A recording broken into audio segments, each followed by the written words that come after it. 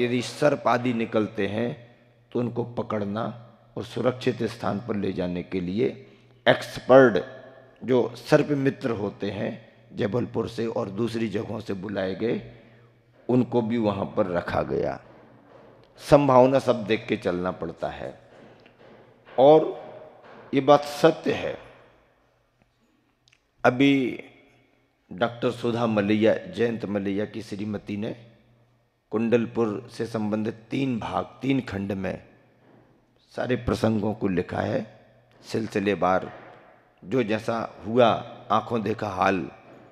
अब वो तो बहुत बड़ी पॉलिटिकल लीडर हैं, उन्होंने बहुत अच्छा मोर्चा संभाला था, बहुत बड़ा सहयोग उनका उस समय रहा और ऐसा करके उन्होंने पूरा लिखा।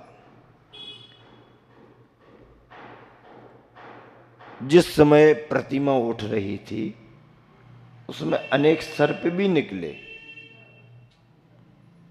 विभिन्न विभिन्न प्रकार के सर्प निकले और उन सर्प मित्रों ने उन सांपों को पकड़ा, बोरियों में भरा और उनको अंदर भर रहे और अंदर से वो गायब हो रहे, वो पकड़ करके भर रहे, अंदर से गायब हो रहे। जो पकड़ में आए उन्हें सुरक्षित स्थान पर भिजाया, लेकिन पकड़ा तो, रखा तो, दिखा तो, लेकिन गायब कहाँ हुआ कुछ पता नहीं। अनेक तरह के अनेक सर्पों को उन्होंने व्यवस्थित किया और भी संभावनाएं बहुत थीं, पर आचार्य का जाप्यानुष्ठान, संघ का जाप्यानुष्ठान 24 घंटे समझ लो अखंड पाठ जैसा, जो जहाँ बैठे बड़े बाबा के मंदिर से लेकर के और सारी सीढ़ियाँ और प्रांगण, गेट के बाहर का रोड और रोड के बाहर जहाँ से शुभारंभ होना है वहाँ पर महासागर महाराज और एक महाराज और, बिल्कुल पहले चौकीदार, श्रावकों को लेकर के अपने रहो, स्वयं जाप करो, जाप कराओ। बहनें रोड पर जाप कर रही बैठी, महिलाएं, पुरुष, भोजन व्यवस्था, भंडारा चल रहा है, कार्यकर्ता कोट वर्ड बना लिए गए। इस तरह की कोई बात करेगा तो ही उसको आगे जाने देना, ये संकेत देगा कि हम इस तरीके से हैं तो ही आगे बढ़ने देना, अन्यथा नहीं। ऐसा करके सारा प्रबंध कर लिया गया और एक तरह से बहुत बड़ी समाज की परीक्षा जैसी ही मानी जाती है। गुरुवर का आशीर्वाद है, समाज विश्वास तो बढ़ाती है, लेकिन ऐसे समयों में चिंता तो सभी को होती है। और जो सबको आशीर्वाद दे रहे हैं वो निश्चिंत हो के आशीर्वाद दे रहे हैं, ऐसा तो हम भी नहीं मानते, क्योंकि वातावरण का विचार स्वाभाविक रूप से आता है और ऐसे समय की चिंता स्वाभाविक चिंता होती है। चिंतन का विषय भले हो, लेकिन चिंता तो चिंता ही होती है, जो आचार्य श्री के लिए भी महसूस हो रही थी। और एक बहुत बड़ा ऐसा अवसर आ गया जिसको ना चाहते हुए भी सामना करना पड़ा। ऐसी स्थिति बने ऐसा किसी का भाव नहीं था, आचार्य श्री भी नहीं चाहते थे कि ऐसा ये सब हो, लेकिन अब वातावरण बना है तो अच्छे कार्य से पीछे हटना भी उचित नहीं है। और विघ्न संतोषी लोग तो सभी होते हैं, कोई पुरातत्व को, कोई प्रशासन को, कोई कुछ करता है, अच्छे कार्यों में बाधाएं आती हैं, पर इतने बड़े लक्ष्य को लेके, पवित्र उद्देश्य को लेके जो आगे बढ़ रहे हैं तो अपना भाव अच्छा है तो कार्य निर्विघ्न संपन्न होगा, ऐसा विश्वास था। और आचार्य की स्वयं इतनी बड़ी साधना है। आचार्य श्री को जो भी महसूस हुआ, जो भी उनके अनुभव में आया, उस तरीके से आचार्य श्री ने इस कार्य को आगे बढ़ाया। और समझ लीजिए आचार्य श्री को जो अनुमान था कि सुबह से मंदिर का शिखर खुलना शुरू होगा तो 2-3 घंटे में खुल जाएगा, लेकिन पुराने लोगों ने भी मंदिर का शिखर 2-3 बार रिपेयर करके, 2-3 बार उसमें मसाले लगा के, बार बार उसमें से जो भी परेशानी आती तो उसका सुधार करते करते ऐसा मजबूत जैसा बना दिया कि जो कारीगरों को अनुमान था कि जल्दी खोल लेंगे, उसके खोलने में टाइम लग गया। यहां खोलने में ही टाइम लग गया। अब जब क्रेन मशीन अंदर जाएगी फिर कब काम होगा, क्या होगा, आधा समय तो इसी में निकल गया। जो अंदाज था दोपहर तक शिफ्ट हो जाएगी मूर्ति, सुबह का टाइम 3-4 घंटे का जो महत्वपूर्ण टाइम था वो बढ़ गया। और कलेक्टर जाकर के कोर्ट में अर्जी लगा दिया कि हमको इस मामले में स्टे चाहिए है। कलेक्टर कोर्ट में खड़ा, उसने कोर्ट खोलते ही 10 साढ़े 10 बजे अर्जी लगा दी। जानकारियां सबको मिल गईं। आचार्य श्री ने किसी पर ध्यान नहीं दिया, करो अपना काम शुरू करो।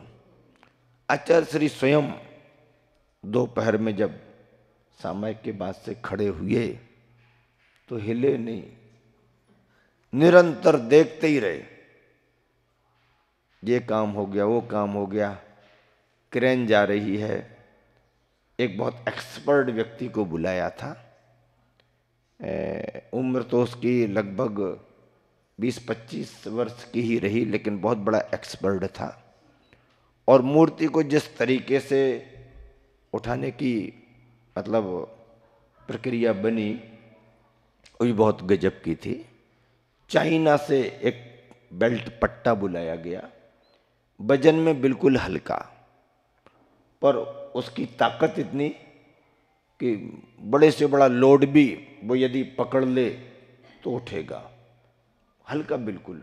अब वो टेक्निक उनकी रही होगी, ऐसा करके अभी अपन फोटोग्राफ से देखते हैं तो ऐसा लगता मूर्ति पर कोई निशान ना आ पाए तो उसके लिए जो मतलब तुरंत के शुद्ध वस्त्रों के गद्दे बने हुए या जो भी है, ताकि उसमें स्क्रैच ना आ पाए, इतना वजन उठेगा, दबाव बनेगा, आदि आदि उपाय किए गए सभी।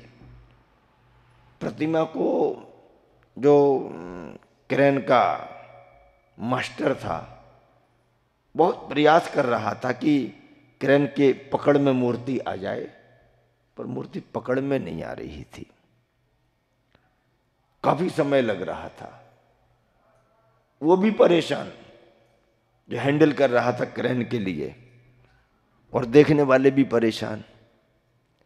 अब सब अपनी परेशानी तो बता दें, लेकिन गुरुदेव अपनी परेशानी किसको बताएं। शांति रखो, शांति रखो, शांति रखो, ओम नमः सिद्धिव्या जब चल रहा। आचार्य श्री अपनी भावनाओं से बड़े बाबा का आह्वान कर रहे, पधारो उच्चासन पर, पधारो बड़ी जगह पर, अच्छी जगह पर। एक गुरु, एक आचार्य जिन शासन की रक्षा के लिए, इतनी बड़ी प्रतिमा की रक्षा के लिए कितना भाव कर सकती है, इससे समझ में आता है। और खड़े खड़े खड़े खड़े व्यक्ति थक रहे हैं, आ रहे हैं, जा रहे हैं, अब क्या होगा। आचार्य श्री सब शांत भाव से, संग पूरा का पूरा।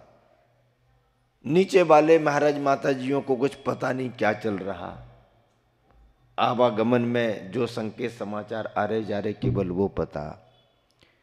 प्रशासन के तौर पर उस समय मध्य प्रदेश में शिवराज मुख्यमंत्री थे, शिवराज सिंह चौहान, भाजपा की सरकार उस समय भी थी। प्रत्यक्ष रूप में तो इन लोगों का कुछ कहा नहीं जाता है, और ऐसे कार्यों में प्रत्यक्ष रूप से तो कोई आगे आता नहीं है, लेकिन परोक्ष रूप में भावनात्मक सहयोग बहुत रहा। सुरक्षा के जो भी प्रबंध होना, प्रशासनिक तौर पर जो भी जवाबदारियां होना, उन्होंने पूरी निभाई। स्पेशल फोर्स भी लगाई, इस मायने में इसलिए भी लगाई कि कहीं कोई इतनी भीड़ भाड़ में उपद्रवी तत्व कुछ गड़बड़ ना फैला दें। कोई मतलब समझ लो भीड़ भाड़ में कोई मारा पीटी या हिंसक कार्य ना हो जाए। सबको देख के प्रशासन अपने काम करता है, पर जैनियों के लिए तो इससे कोई लेना देना नहीं। फोर्स आई, फोर्स लगा दी भी गई। कलेक्टर को जो करना वो सब आदेश उसने कर दिए, लेकिन मुख्यमंत्री जी ने इतना कह दिया था कि आपको जो कार्यवाही करना करना, लेकिन जैनी लोग हैं, अहिंसक होते हैं, उनके साथ कुछ ऐसा नहीं होना चाहिए, ये बिल्कुल चेतावनी दे दी थी। आप अपनी कार्यवाही करो, सुरक्षा रखो, लेकिन बाकी कोई कार्य नहीं होना चाहिए।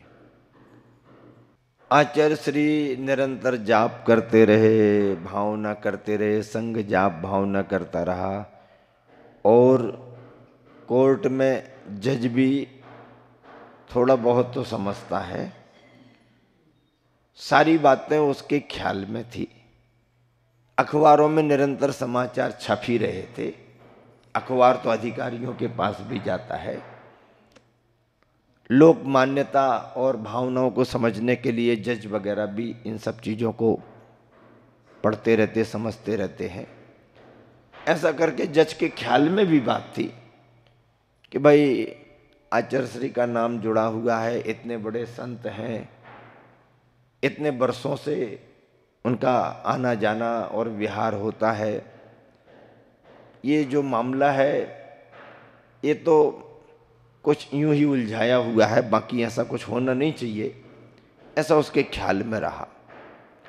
चीफ जस्टिस उस समय संभवतः लोहाटी जी रहे, गुना के आरसी लोहाटी, उनके बड़े भैया सुप्रीम कोर्ट में भी चीफ जस्टिस रहे हैं, और वही वो थे या और कोई भी रह सकता है।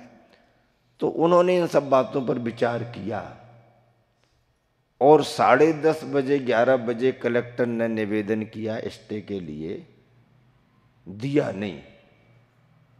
लंच हो गया तब भी नहीं दिया।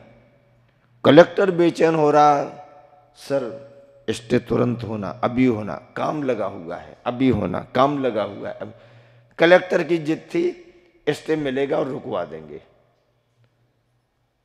और वहां पर यह था कि कलेक्टर को स्टे मिले कि उसके पहले ही मूर्ति को विराजमान कराना, बस इतना ही खेल था। कलेक्टर वहां खड़ा और आचार्य श्री बड़े बाबा के सामने खड़े। कलेक्टर जज के सामने खड़ा, आचार्य श्री बड़े बाबा के सामने खड़े। कलेक्टर ने जज को निवेदन किया। अब कलेक्टर से जज कितना प्रभावित हुआ ये तो पता नहीं। आचार्य श्री ने बड़े बाबा को जो कहा, तो बड़े बाबा आचार्य श्री की भावना को स्वीकार तो किए, लेकिन विलंब कर रहे थे, कोई परीक्षा दे रहे थे ना। बड़े बाबा का भक्त, छोटे बाबा नाम है, तो देखो नाम छोटे बाबा है, भक्ति कितनी बड़ी है।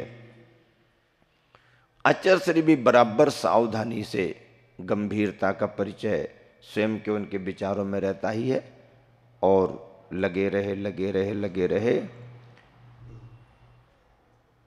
क्रेन को हैंडल करने वाला जो सरदार लड़का था, उसको भी बड़ा आश्चर्य हो रहा था कि कभी हमारा ऐसा हुआ नहीं, बड़े बड़े काम किए हैं, यहां मैं फेल क्यों हो रहा हूं। बार बार अंदर जाए, बार बार बाहर आए, पर उसकी क्रेन में पकड़ नहीं लगे। पकड़ लगे तो मूर्ति उठ जाए, पकड़ नहीं बन पा रही, ग्रिप नहीं आ रही। वो परेशान बेचैन था। आचार्य श्री समझ गए। आचार्य श्री को भी कुछ ख्याल में आया, तो संकेत करके सरदार को बुलाया, बच्चे को, युवा था, और आचार्य श्री ने कहा काम होगा, चिंता मत करो, सब ठीक होगा।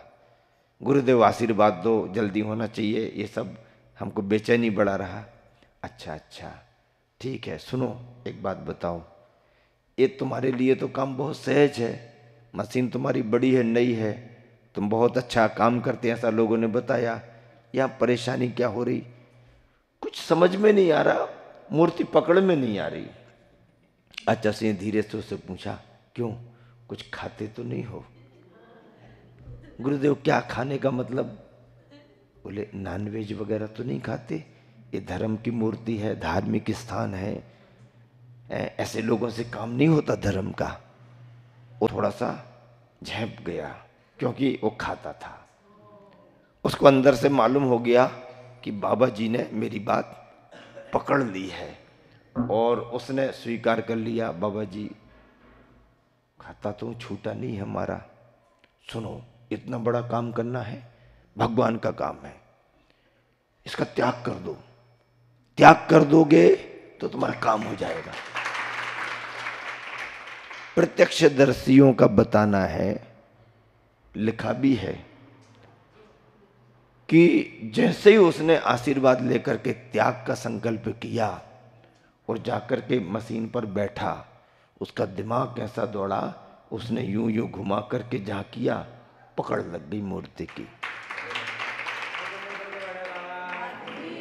और यूं ही देखते मूर्ति ऊपर उठने लगी। आचर्षी का तो कहना ही क्या, जब मूर्ति ऊपर उठी, इसके पहले आचर्षी के चेहरे पर चिंता तो थी, पर आंखों में आंसू नहीं थे। मूर्ति ही जैसे ही उठ करके आगे बढ़ी, प्रत्यक्षदर्शियों का और महाराजों का कहना है, मैं तो वहां नहीं था, मैं तो गोंदिया में था। मूर्ति जैसे उठी, आचर्षी की आंखों से आंसू बहने लगे थे। किसी ने पूछ भी लिया, आचर्षी बस यूं ही, क्या बात है? नहीं, खुशी के आंसू हैं, खुशी के आंसू। आचर्षी खुशी के आंसू तो हैं, लेकिन अभी बात मत करो, मूर्ति को आगे बढ़ने दो। और मूर्ति जब धीरे धीरे आगे बढ़ करके, फिर क्या था, समाचार तो यूं फैलता है, जय जयकार, भगवान जैसे झूले में झूलते हुए चले जा रहे हैं, और जाकर के मूर्ति बैठी है। मूर्ति को अनुमान से कुछ ज़्यादा समय लगा। शाम को मूर्ति वहाँ पर पहुँच पाई, समय पर पहुँच गई, विराजमान हो गई। और विराजमान होते ही आचर्षी की प्रसन्नता और जयकारों ने वहाँ के वातावरण में आनंद भर दिया। लोगों के मन का बोझ, तनाव कम हो गया, चर्चाओं को, शंकाओं को विराम लगा, और ठाट बाट से लोगों ने उसी अवस्था में आरती भी की। लेकिन यहाँ पर क्या हुआ, कोर्ट में स्टे मिलता ही है, लोगों ने ऐसा बताया। रिकॉर्डेड तो कुछ ये चीज़ें होती नहीं हैं, बताने में भी थोड़ा सा संकोच होता है।